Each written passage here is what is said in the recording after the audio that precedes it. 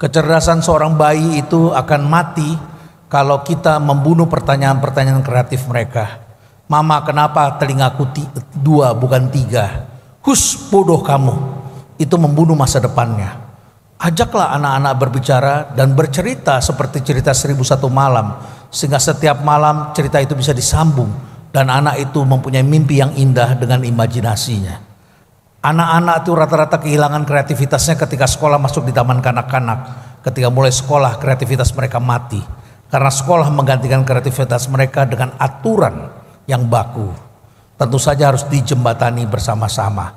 Jadi science itu berasal dari fiction. Yang kedua, kita perlu melatih anak-anak kita agar tidak menjadi passengers. Sudah passengers banyak juga yang menjadi bad passengers. Attitude-nya tidak baik. Maka kita harus rubah dari bad passengers menjadi good passengers. Saya membawa mahasiswa saya ke luar negeri. Saya bawa mereka ke Thailand, 30 orang. Sampai di Thailand saya sadar ternyata mahasiswa saya tidur semua di belakang. Akhirnya saya yang berbicara pada supir. Saya tambah pinter, mahasiswa saya tambah bodoh. Mereka menjadi passenger. Setelah itu saya rubah, mereka harus pergi satu orang satu negara biar mereka kesasar menjadi good driver. Karena orang yang kesasar akan jadi tambah pinter. Ya, dan akhirnya kita harus arahkan jangan sampai mereka menjadi bad driver. Leader itu juga bisa menjadi bad driver, bukan menjadi good leader. Ya. Yang ketiga adalah berpikir, latih mereka berpikir kembali.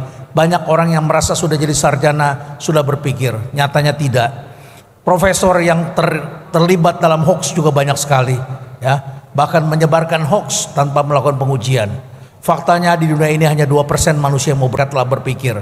Sisanya mengatakan lebih baik saya mati daripada harus berpikir. Berpikir ini meletihkan, menghabiskan energi dan memerlukan keberanian.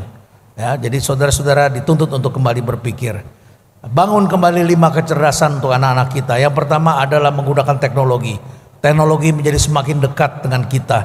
Yang kedua adalah kemampuan untuk kecerdasan sosial, emosional, dan conversational. Banyak orang pintar tidak jadi apa-apa karena tidak cerdas dalam bercakap-cakap. Tata keramanya tidak baik, ngomongnya jahat, mulutnya itu pedas bagi orang lain.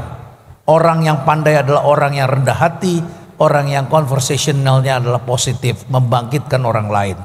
Celakanya sekarang kita menyaksikan banyak orang yang sekolahnya biasa saja, tapi justru jadi orang hebat karena mereka cerdas dalam conversation, dalam percakapan. Yang ketiga, kecerdasan kontekstual, membaca konteks, disesuaikan dengan konteks. Yang keempat, eksploratif, bisa mengeksplor dan melakukan transformasi. Dan yang kelima, bekerja dengan ekosistem. Dulu orang bikin hotel cukup sendirian, sekarang bisa bekerja dengan banyak orang. Kita tidak harus punya semuanya. Tanahnya punya kita, modalnya punya orang lain, chefnya orang lain, restorannya orang lain lagi. Semuanya bisa dikolaborasikan dalam satu kesempatan. Jadi tidak harus semuanya dikerjakan sendiri. Tepuk tangan untuk Prof. Renal.